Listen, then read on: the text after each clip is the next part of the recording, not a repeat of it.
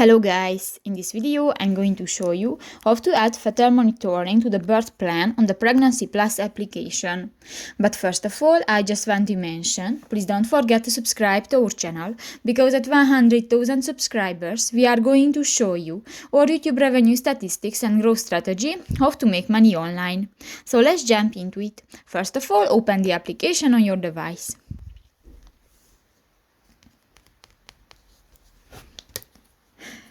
Go to the Me section next to the baby icon at the lower bar on the screen.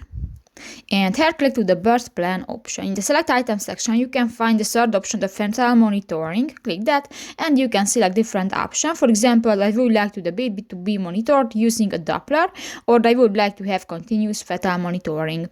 And if you want to add an item to your birth plan, just click to the plus icon and done. So that's pretty much it for this video guys. See you in the next one. Bye bye.